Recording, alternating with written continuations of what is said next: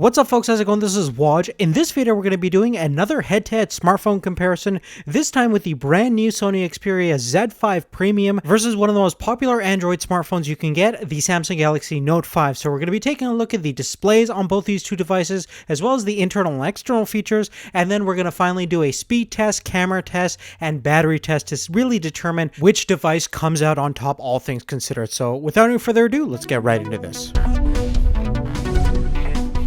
Now, the Z5 Premium has a 5.5-inch 4K display versus we have a Quad HD 5.7-inch display on the Note 5. In terms of the actual dimensional differences, the Note 5 is slightly more compact, both in terms of its width and height. It's also slightly thinner and lighter than the Z5 Premium as well. However, on the flip side, the Z5 Premium is IP68 certified, so it's resistant for dust and water, unlike the Note 5, which does not have that official certification. Ergonomically, both phones feel pretty similar. The Z5 is a little bit larger in terms of its footprint, so it's a little bit more awkward to hold, especially if you have smaller hands. Both phones have a glass back, so you definitely want to make sure you have a good grip on them at all times. And of course, with any glass surface, both phones are fingerprint magnets. Now, interestingly, both phones have fingerprint scanners. The Samsung obviously has the scanner located on the home button, and the Z5, funny enough, has it located on the power standby switch located on the side of the device. Now, like several Z series phones, we do have a dedicated camera button on the Z5 Premium,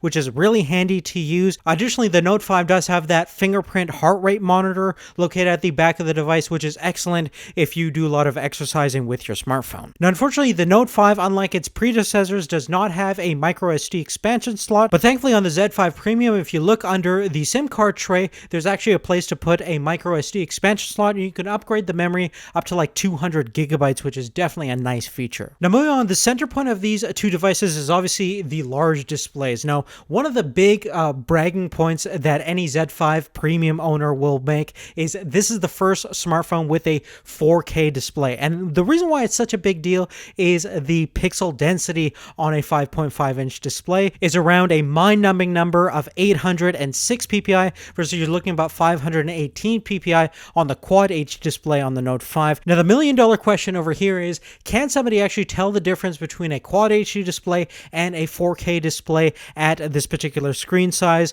and when you're looking at the smartphone from a regular viewing distance of maybe about a foot or so? And in my experience, I would definitely say no. You can't really tell the difference between a Quad HD and a 4K display, and therefore I could certainly conclude that 4K displays on a smartphone is kind of overkill. And of course, when you're taking a look at video footage, unless you're piping in your own 4K content, there's really not a lot of video content that you can actually view to take advantage of all those pixels. So right now it doesn't make a lot of sense, but I would imagine in the future that as more and more 4K content becomes normal and available, it'll kind of make sense at that stage of the game. But right here and now, Quad HD displays are more than adequate on a smartphone, and 4K is just a nice little novelty. Now, moving forward, let's talk about the internal capabilities of both these two smartphones. Now, in terms of the actual internal specifications, they're actually quite similar. Both have octa-core processors. The Samsung Note 5 has 4 gigabytes of RAM versus you're looking about 3 gigabytes of RAM on the Z5 Premium. And if we take a look at the actual benchmark results, the first thing that we're going to take a look at is the Antutu score. And here you can see that both are scoring over 60,000 points.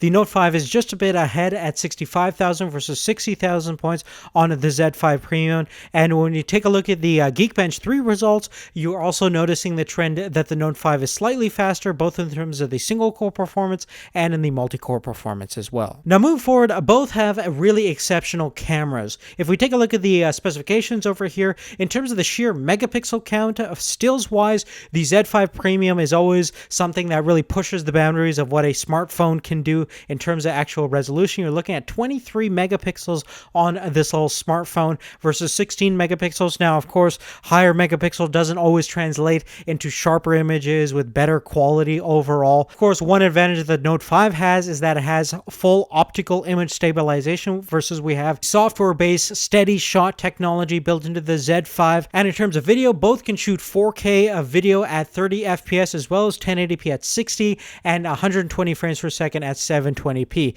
So let's actually take a look at the video and image quality of both these two cameras to see which one comes out on top, and you could judge for yourself.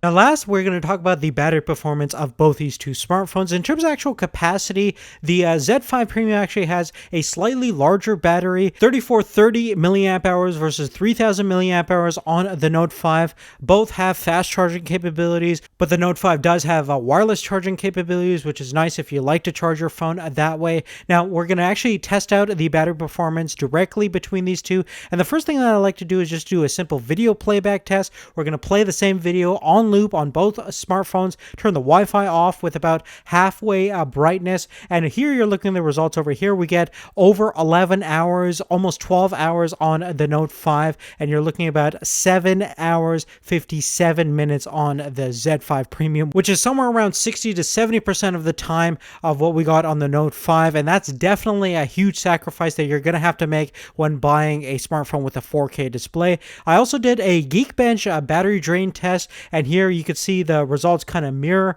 We got over 8 hours 32 minutes, and the Z5 Premium scored around 6 hours 18 minutes. So again, that novelty of having that 4K display is going to cost you when it comes to the battery performance compared to traditional 1080p display and a Quad HD display. But really, other than that, guys, that's really it. Hopefully this video gave you some sort of insight on how the Z5 Premium compares against the Note 5. If you're interested in seeing how the Z5 Premium compares against the new iPhone 6s Plus, definitely check out that video. That'll be up on the channel, as well as you'll find a link in the description. But really, thank you so much for watching, and we'll see you later. Take care.